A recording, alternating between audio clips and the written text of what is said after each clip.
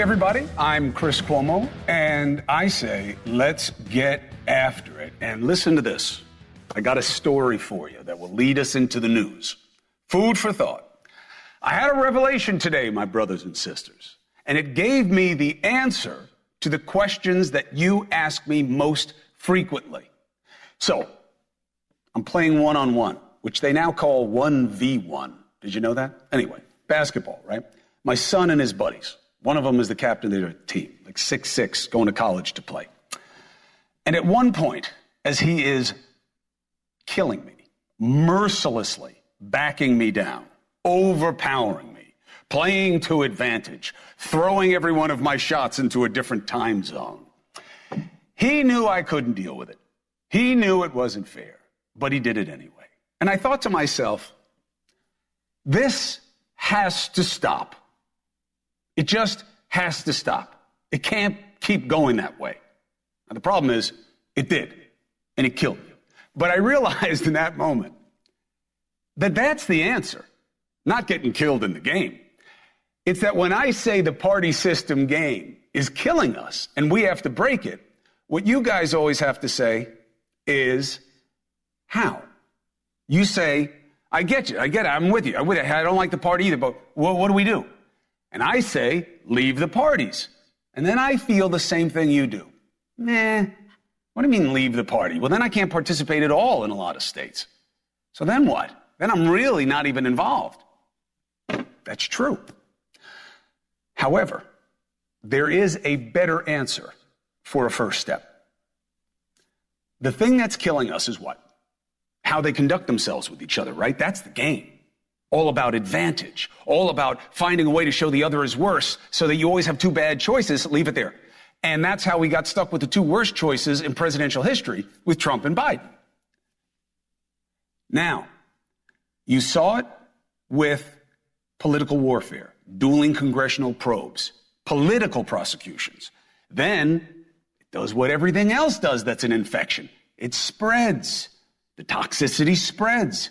Now they're using outright legal prosecution, criminal prosecution. Trump and, of course, against Biden. I heard Trey Gowdy, former representative, say on Fox, you got to ask, why are they bringing such an unusual case against Hunter? It reeks of politics. Trey Gowdy on Fox, no less. Why? Because he's a legal expert, but more importantly, he doesn't need Trump, so he doesn't have to participate in the game. But from those who do need Trump, they do want to participate in this game, and they want to ratchet it up. We're hearing all the wrong things. The Speaker of the House, Johnson, said Republicans must respond in kind. Well, but he's a little bit of a fringy. Oh, yeah? What about Senator Marco Rubio? The guy who used to be against Trump, used to say, look what this guy's about. Republicans are better than this. Now he tweeted this. Put up the tweet. Fulfilling the lock 'em up motto, making it into a full-blown mentality. Our current president is a demented man popped up by a wicked and deranged people willing to destroy our country. It's time to fight fire with fire. Now, he'll twist his way the same way he used to do when he used to put the Bible quotes out, right? He would put out these Bible verses and then he'd have 100 different reasons why he did it. He'll do that here too, but we know what he's saying. Right, with his little emojis there of the fire, that they're going to do more of this. And we can't have more of this. First, they went after Trump in Congress, then with special counsel, then they did the same to Biden, then they went to criminal with Trump, and now they're going criminal with Biden. And so the GOP is promising more. Here's the answer.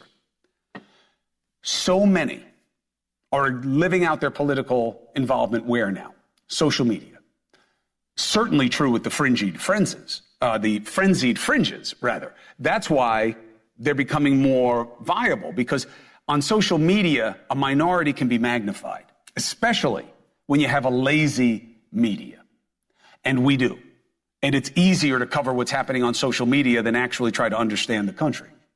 So the first step is get on there and say no.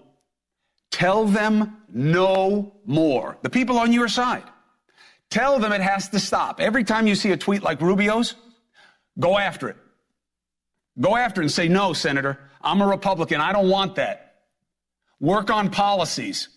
Work on my life and my pocketbook and my family and my values. I don't want you to just attack the other guys. I know you all suck. I get it. They will hear you if there's enough energy. And here's the good news about enough energy. It only takes a few thousand people to have something trend. And for the media to magnify that minority. And then it becomes a big deal. So get your hashtags going. Telling your side. You don't want dueling prosecutions. You don't want death by house hearing. Hashtag no more. Hashtag boo hiss. Hashtag do your job. That's the first step. Now, is it easy? It's as easy as anything else. Besides, nothing worthwhile is easy. And nothing changes if nothing changes. And we have to start somewhere. And I could give you 100 more cliches. And they exist for a reason, because there's truth in them. We have to get away from the gotcha. We have to get away from this BS notion of owning the other side. It's cheap, it's ephemeral, it's a distraction from our common concerns. And I know it pisses off the majority of you. I hear it, I see it, I feel it. Even last night, now I'll point the finger at myself. All this noise on social media about me owning Governor Noem, as if it were a contest like those stupid slap fights you see on TV. No, I didn't own the governor. We had a testy conversation about a controversial topic, COVID policy. And she can fight. So she did. And while I don't agree with her arguments, they are accepted by many people in her party. And she makes her case competently. Look, I know what the big X's are. I know she shot her dog. I mean, I don't know fewer things, I don't know how many things can unite everybody as much as don't shoot a dog. And I don't like that she made up that meeting in her book, and I think her answer about it is terrible. But I wasn't going to just harp on those things because it's understood. And staying on it is gratuitous. It's a form of the game. And we need to do better. And say enough with the cheap antics and investigations of nothing worth the negative energy that go into them. And I have to own my part. We were dueling last night. And we don't need that. We need conversation. And we were using statistics against each other last night. And I was not fair enough to the governor. Let me make it clear. Noem was not lying about the statistics in her states. Okay? It's about how you use the statistics. She was right. Okay? Now, what did I do? Then what did I say? Well, in 2020, South Dakota ranked third in the death rate behind New Jersey and New York, 127 deaths per 100,000. What I had used was that number averaged in to 1 or 2 other years, right? Because you got 20 to 23. The CDC stopped counting in 2022. So the blended average had her in like the top 10 or so. But that's one way of using statistics. But I argue against myself. It was not fair enough. Because here's why. Put those numbers back up. And move the prompter back. I don't understand why we can't do anything right here. All right? So if you look at years 21 and 22, she's not third. She was middle of the pack at 55 deaths. She was like 37th one year, 31st the next year. Now, what's the problem? Well, the problem is, why did they start off so bad? It's because she wasn't following the protocols. That's my argument. But more importantly, we're talking about one of the smallest states in the country. They have less than 1 million people. They're like 46th in population or something like that. Which means what? Well, means one, that's why I was arguing that she didn't have the scale and scope of problems that we saw in states with 10, 20 times that population. So I think those governors had it harder. It's not anti-South Dakota. That's silly. There's nothing to be anti about. It's just, it's easier to manage 1 million people than 20 million people. Duh, right? So that was my point. And she had a rough start. But she's right about her statistics. She did not lie. And I don't want anybody to think she did because of me. That's not true. She may have lied about other things, but not those statistics. And 2022 was the last year. So you look at it, even with cases, okay? If you want to look at the cases, and again, with deaths, they were 31st, 37th. But remember, they're one of the 4 or 5 smallest states. So what are they doing being middle of the pack, right? They were like punching above their weight when it came to people dying. But you can look at the numbers any way you want. It was the same thing with cases, okay? So what's my point? The truth is enough. You don't have to play cheap. You don't have to own. You don't have to play gotcha. It doesn't help. I'll have the governor back on the show I actually asked her to come back on tonight because we didn't have enough time to finish the conversation. I believe in conversation. And I think the answer to our problem is to say no more. To go to your team, go to your party, and every time you see them wanting to do a probe that has nothing to do with your interests, and you do not have an interest in finding out the latest bunch of peccadillos about Trump or someone in his family or Biden or someone in his family, that's not in your interest. That's a distraction. Hashtag no more. Hashtag boo hiss. Hashtag do your job. Get on social media and get loud. It will make a difference. It is a first step. Okay? So let's now take a look at the latest. It doesn't fit. That's why I'm doing this. Don't worry about it. Today was day 3 of the federal gun trial against Hunter Biden. This is a silly case to bring. Yes, it's the first criminal trial against the child of a sitting president. So what? We keep making the worst kind of history. Why even call it out? Prosecutors say Hunter Biden lied on his ATF form. Because he did. He wrote down that he wasn't abusing drugs, which is something they like to know, believe it or not, when you're going to purchase a handgun. Now, the defense is going to say, well, did he know he was an addict? Maybe part of his addiction was that he wasn't aware that he was an addict. Okay, maybe. They only need one juror to believe it. But the point is, you've never heard of a case like this before because they don't bring them. So the prosecution brings 2 women in Hunter's life who know the details of his addiction. And guess what? He was doing everything that indicates that he was using in and around the time that he got the permit. The first was Hunter's ex-wife, Kathleen Buell, married to Hunter Biden for 20 years, testified that she became worried and scared about Hunter's possible drug use after his discharge from the Navy after testing positive for coke. Then Hunter's ex-girlfriend, Zoe Keston, was called to the stand. She goes by the social media handle Weed Slut 420. Subtle. Keston testified she met Hunter when she was a dancer in a gentleman's club in 2017, and throughout 2018, she witnessed him smoking crack every 20 minutes. Oh my God, every 20 minutes? Yeah, that's why crack was so whack, is that its high was so intense and so short, and people needed more and more of it. I lived it as a young child because it was destroying New York, and I've seen it with so many people over the years. So, yeah, that's what a junkie does. And she saw him doing drugs just weeks before he purchased the gun. So, what does this mean for the case? Now, let's take the politics out of it. This case should not be brought. It's a joke, and it's bad for all of us. But what's going to happen? Mark Garagos reps Hunter Biden in a separate matter, not this one. Trial attorney Misty Maris. What is the prosecution doing, Misty, that you believe tees them up for an easy win here? Well, today was really a red letter day for the prosecution, and I'm talking about Keston's testimony because this is his ex-girlfriend. And while we heard from Hunter Biden's ex-wife who was married to him for 25 years, they were divorced in 2017. Keston was with Hunter Biden closer to this relevant time period. And the testimony that was particularly good for the prosecution was testimony from Keston that she was with Hunter Biden in September of 2018 and that she saw him using drugs on that date. She did not see him in October, but she did help him purchase drugs in November, at which point he sent her a message that said something to the effect of, although I don't need to use drugs, I will always be an addict. So the prosecution is honing in on this timeline, which will be further emphasized by Haley Biden's testimony, what we anticipate her speaking about that critical time period in October. But the prosecution's really chipping away at the timeline defense that was raised in the opening arguments. Right. So, Mark, the best thing that the defense has going for it is that an unusual percentage of this jury has openly admitted they have people who suffer from addiction in their immediate circle.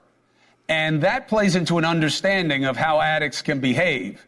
And there is something to the suggestion that an addict will believe that they are not an addict. And that's going to matter in this defense, right? How much?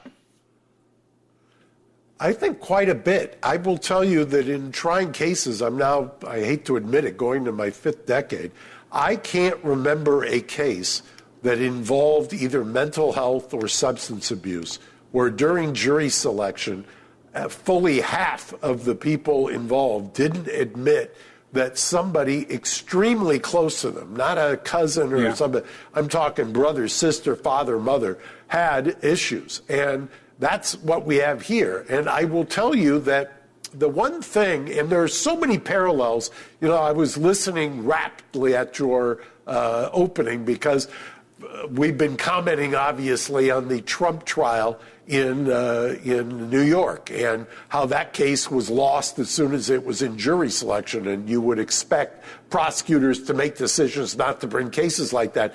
I just want people who were lambasting the judge or lambasting bringing it in New York or lambasting kind of the misdemeanor in search of a felony to understand what this case is. This is somebody who is being prosecuted by a special counsel, which is a Trump who was a Trump appointee, who is now prosecuting Hunter Biden on a case that was originally supposed to be a deferred entry of judgment, like a diversion. And now they're prosecuting him on the most hyper of technicalities. It's really beyond the pale in my opinion. But having said that, I think that Hunter stands a better shot than Trump did because he's in Delaware. This is the most ticky-tack foul, speaking of your basketball games. It's a ticky-tack foul. The prosecutors should be ashamed of themselves for bringing this case. And this is precisely why they should not be criminalizing the political system. Misty, quick button.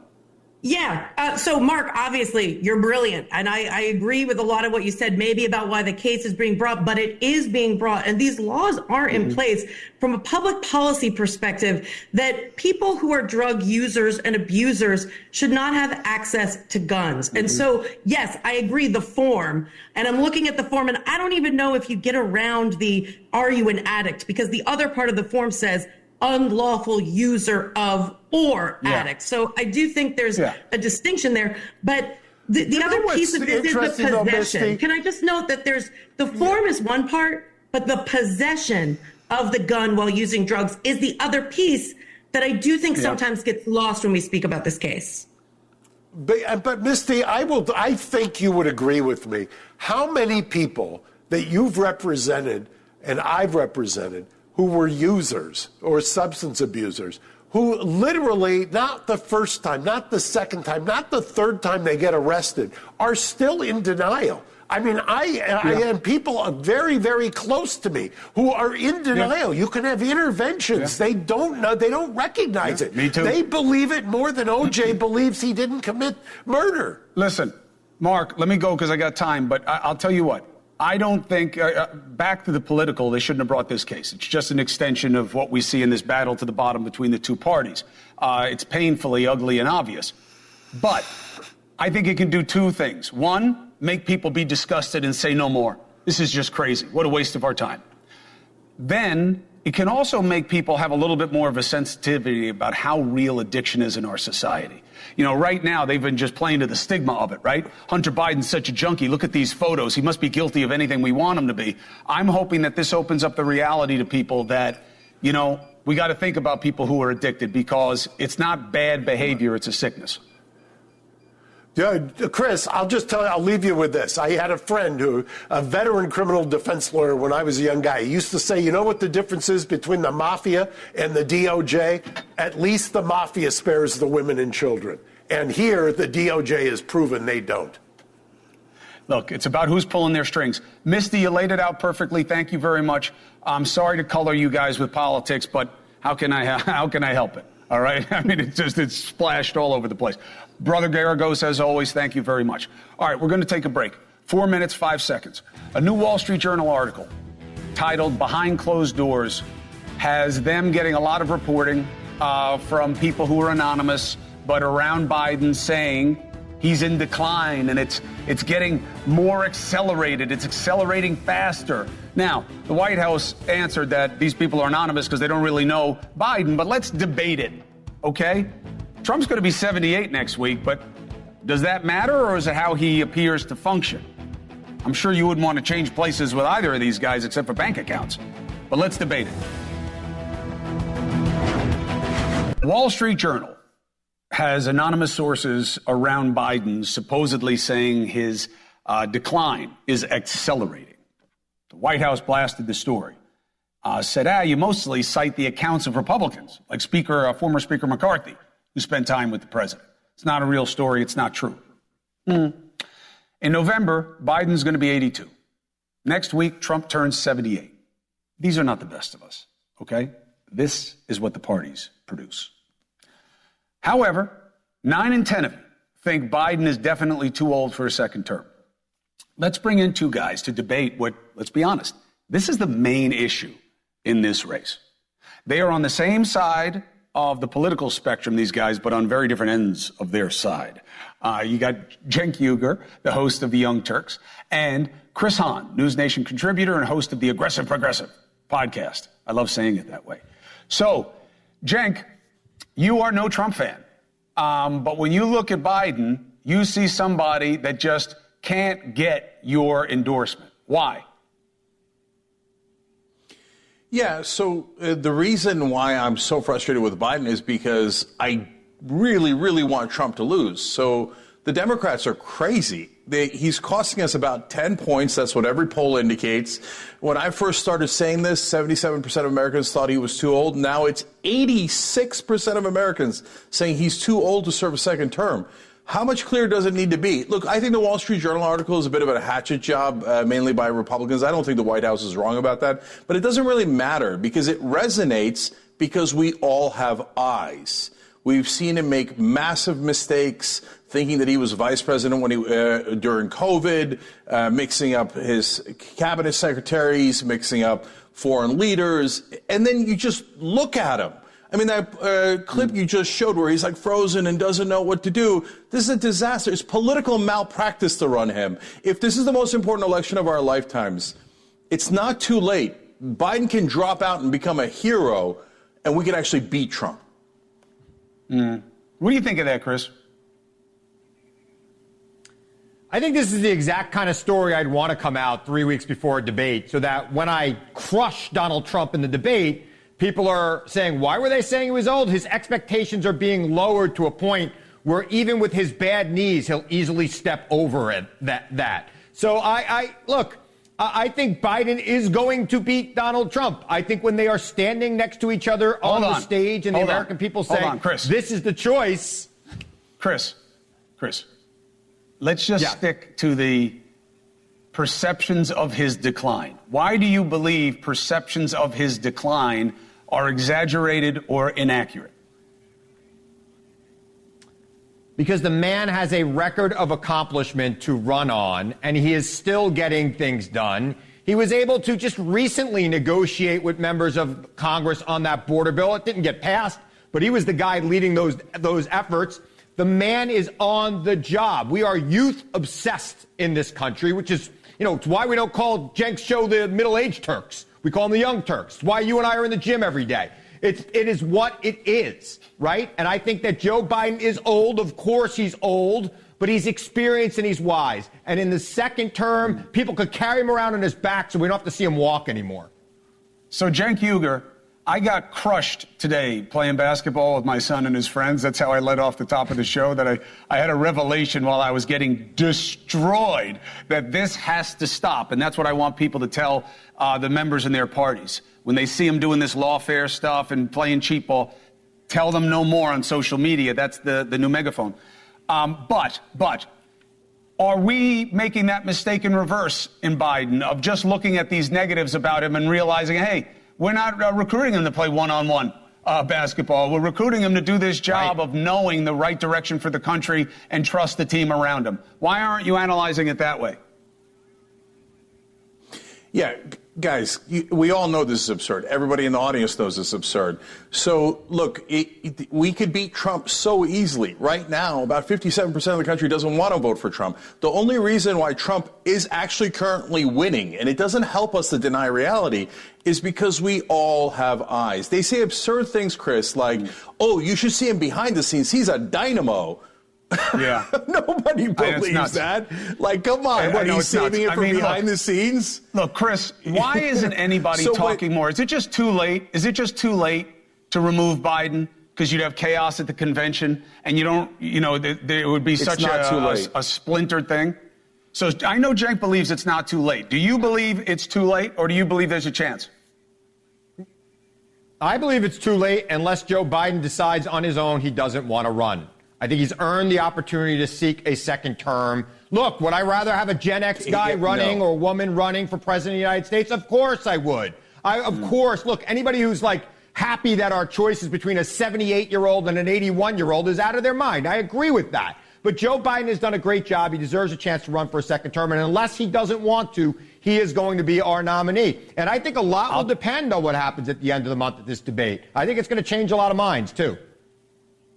Well, yeah, okay, Chris, so let's wait until then, and then we'll reconvene. Give me a last word, Cenk, quick.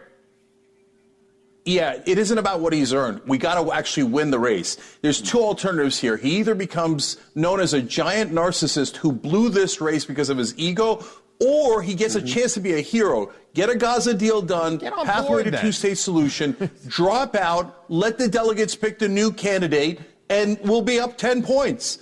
So be a hero, Joe Biden. Don't turn that down. There's no need to be the villain of this story. As long as it's not Kamala Harris. If the Democrats pick Kamala Harris, they're not going to be up 10 points, Cenk. So that's right. Let's see. Easy. Just give me anyone. Blank slate. Gretchen Whitmer, Josh Shapiro. This is easy. Just be anyone, because if it's anyone and it's Kamala Harris, you're going to lose. But hold on. You know who the real question is? First of all, you guys did great, and thank you. But the real question is for President Biden. If you don't, surprise yourself at this first debate, man, I know you love the country. I also know you've always wanted to be president. You've got to ask yourself, am I really going to lose this race for my party? Chris is right. This is President Biden's question to answer. If he doesn't wow himself, he's got to ask himself the question. If I want the best thing for this country, if I don't want Donald Trump to be president, I have no data supporting that I'm the best choice for the Democrats. What will he do? We'll see. Gentlemen, thank you very much. And I know that, some of you guys are going to get upset at me about it. Take care, guys. But look, if you're a Democrat, you got to know that that's the truth. You know he's not your best chance. You know that this is just capitulating to just the way it usually is done. He deserves it. Wow, so much for the party that wants to attack privilege. All right, let's go to break. Bill O'Reilly is going to be here in 4.5 minutes. He doesn't just have an opinion. He's got an agenda. He's got a to-do list for Trump to get himself back into office. What's his first 3? Oh, look, Andrew Giuliani. Ooh, look at that shirt tie. Wow. Bill O'Reilly is smart and knows what Trump has to do to win. He actually has a 10-point plan. He's here with his top 3, so you have to go to BillO'Reilly.com to get the rest. Good tease. So, nice to have you. What do you know? I know a lot, Cuomo, and you'd be very wise to listen very closely. So, Hunter Biden and Hunter Biden and Donald Trump have one big thing in common. Do you know what it is? They both like crack cocaine. Ooh, that's a libel suit right there on you. I had a question mark at the end of it. They're both playing the victim. And they use that victimization to persuade their people that, hey, this is an injustice toward me. So Donald Trump benefited from doing that. No question he did. He raised $100 million, and he's going to need $1 billion. Republicans will need $1 billion to win. And $100 million in less than 2 weeks, pretty good haul. But now Donald Trump has to change. In anticipation of the debate, he has to go from personal grievance into policy. Here are the problems that Americans are concerned about, and here's my specific solution. So your producer asked me to come up with the top 3, and as you rightly pointed out, I have 10. But I want to tell everybody the reason I did this, I don't usually do this. I don't endorse candidates. I'm not involved with promoting campaigns. That's not what I do. I've never done it. All right? But I feel that Joe Biden is such a harm to the nation, is so compromised in every way, that 4 more years of Mr. Biden will be catastrophic. I don't know what 4 years of Donald Trump will bring, but the past 4 years, when he was in office, he did a pretty good job, in my opinion. Just my opinion. All right, so Donald Trump, number one, has to address inflation because Americans don't understand what inflation is. They know they're paying 30% for almost everything, more than they used to under Trump. Trump's got to go out and say, look, here's how I'm going to bring it down. Here's how I'm going to bring prices down to what we had when I was president, and lay it out. Okay, that's number one.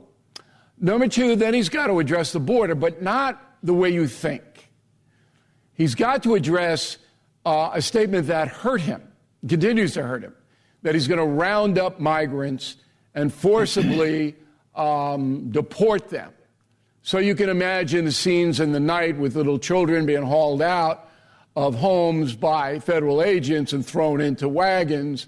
No, you can't do it. Americans of all political beliefs will not accept that.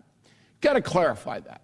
Okay, he's got to say, look, we got about 12 million people who shouldn't be here. They didn't go through a legal process. It's not their fault a lot of times. The Biden administration was absolutely derelict in letting them in. They seized upon it because they're poor and destitute and desperate. I sympathize with that. So here's what we're going to do with those people. And he comes up with a plan, all right, a humane plan. Then the third one is Israel-Hamas, because that's hurting Biden big time. And Biden doesn't know what to do about it because he doesn't really care about it. So Trump has got to come out very forcefully and say, if I'm president, here's how I handle the Israel-Hamas-Gaza situation. He does those three things before the debate. He can bring that in. Biden's not going to have anything. He's going to attack Trump. You said the blood of the nation is going to be worn down by the usual stuff we've heard a million times. Trump comes in a disciplined policy way. It's over. The election is over. Trump will win. Why are you so confident? Because Biden has nothing. It's like a guy hitting 150, okay, on a Major League Baseball team. And for the last 4 years, he's hit 150. You know, I listened to your segment with your two guests, and I mean no disrespect. But you should label that segment, people believe what they want to believe. I mean, to have a guy sit there and go, Joe Biden has been a great president, he's done this, he's done that. And look, when 60 to 70% of Americans say that's hooey, that's the word of the day, hooey, all right, and you say it isn't, you just believe what you want to believe because you're a partisan. It's not what I do for a living. So I don't believe that Biden has any policies to fix anything, all right? And if Trump does bring in policies that are realistic, he will overwhelm Biden. Be the first time we've ever seen Trump do anything like that, by the way. That is an accurate and fair observation. So in the past, but remember, Donald Trump's not a politician. He's not a party guy. He's not a conservative. He's not an ideologue. He's none of those things. He's a business person. And the reason he was successful in the business world is that he cajoled people, sometimes threatened people, whatever, to get his way. And he did it in a personal. All his negotiations are very personal, Donald Trump. If you read my book, The United States of Trump, I tell you how he built his real estate empire. It's all personal. And he brought that to politics. It worked in the beginning as a Huey Long populist. It worked. But now it's tired. Okay. You've got to now turn into Winston Churchill-esque behavior. And I told this to the president, Mr. Trump.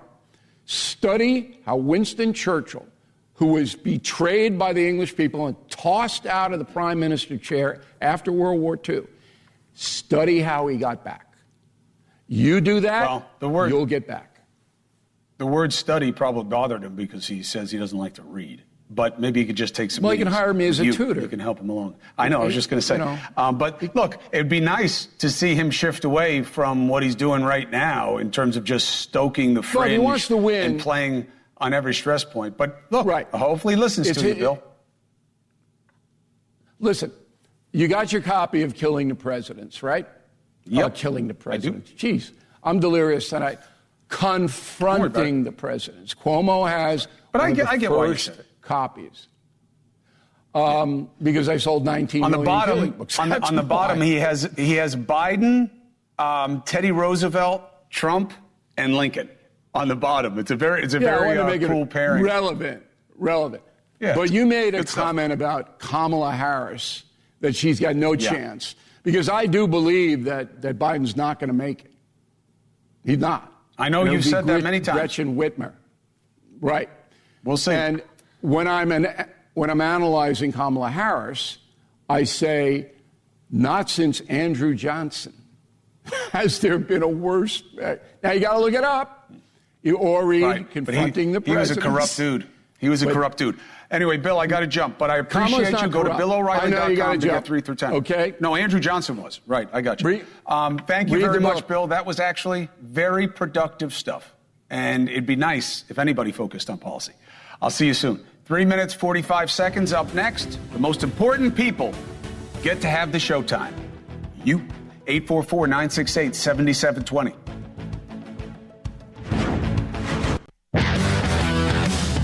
Best part of the show. Time for you to have your say. Dusty, who do you got? We're going to start with Danita from Baltimore. Danita, what's your question? I was interested in the comment you made about leaving the parties. I agree. It's gotten out of control. But I wonder if it isn't easier. Just don't give them your email address and keep your little $5 in your pocket. You have to hit greedy people where it hurts, and it's always the money. And if they don't have access to you, then it's their loss. I agree, Danita, but it's not your money that's really funding them. It's all this legal dark money now from the PACs. That's where they're getting the big ticket. Everybody wants the small contributions because it's their hedge so that they seem like they're about people and not all this dark money, but it's bull shizzle. Bloop. You know what I mean? So the money is not coming from us. It's coming from people that it's going to keep coming from. But that's why my idea is tell them no more. I won't vote for you if you do this. Get on social media. Your voice will be magnified. It doesn't take as much as you think. Next. Next, we have Viree from Long Island. Strong Island. What's your question? Hi, Chris. I wanted to find out because, you mentioned about, the back and forth and when are they going to look at the economy and how the middle class are suffering instead of going back and forth? Mm-hmm. How families with children, they're not making ends meet. I mean, it's really hard for us, and they're not looking at that. For the past couple of years, we have not been taken care of. We're working hard, and we're getting the same pay, and it's frustrating that they're using this money to go back and forth with each other. Agree. Hey, Viree, where's your family from? Originally, Jamaica. Yeah. Where? Jamaica. Okay, I was trying to place the accent. So, look, here's why, okay? And I'm not cynical, okay? I'm skeptical, but I'm not cynical. I believe in this country. I believe in the people. And frankly, I believe in our political potential. They don't focus on you because they don't have to, because them beating up on each other is enough to get your vote. The battle to the bottom of which is worse has worked well enough for them. That's why they focus on it. And they'll only focus on the fact that you have a problem to blame the other side for that problem. That's all they have to do right now to get your vote. That's why I'm saying use your voice on social media. It gets magnified, and tell them, the people in the party that you care about, I'm not going to vote for you if you keep doing it this way. It'll make a difference. And it'll feel good. Next. Okay, next we're heading over to OKC. Jack. Awesome. Jack, what's your question? How's it going, Chris? Hey, man. I was wondering about your opinion about the loss of the fairness doctrine about 40 years ago. Mm-hmm. You're probably my age. I'm 56. And the first, 19 years of my life, politics was super boring, and I didn't really know why. Mm-hmm. and I didn't really put any 2 and 2 together or whatever till basically January 6th. And it's like kind of just the first guy that started the kind of the worm tongue was Rush Limbaugh. The fairness doctrine ended in 87 and Rush started in 88. Right. Yeah, and listen, I get where you're going with it, Jack. I get where you're going with it. Here's the thing. It's not just the fairness doctrine. It's how you use the time, and it's how you use the opportunity. The level of the dialogue has broken down. There's been a devolution of decency. And so it doesn't matter whether or not you're representing both sides and making sure there's balance. They don't want balance. They don't want to talk policy. It was different back then because there was more of a sense of decorum. It was less personal, less poisonous. And that's why it was boring. And now a majority of the country is desperate for boring. That's why Biden sold himself as boring. The only problem is that's not how he plays. He plays as, marginally adequate. And that's why the lesson of the show today, I had 2 revelations. One is that you got to start telling the people in your party on social media you're against what they're doing. They'll listen. 2, President Biden has a really tough decision to make after this first debate. I'll give him until then. Then he's got to look at the numbers, look at the perception, and ask himself a question. Does this country's future matter enough to me to do the right thing to make sure that that future is secured, which in his mind means no Donald Trump? He's got to ask himself, can I beat Trump? And if he knows in his heart that the answer is no, he's got to get out. All right, we'll take a break. When I come back, if there's time, I got a little final thought, although I kind of gave it to you, so I'll come up with a different one in the break, and then we'll see what happens. If you get on social media and start telling your party no more of this lawfare, political gotcha owning BS, why it will matter, why it's not just what can my one voice do, is because voices are magnified on social media.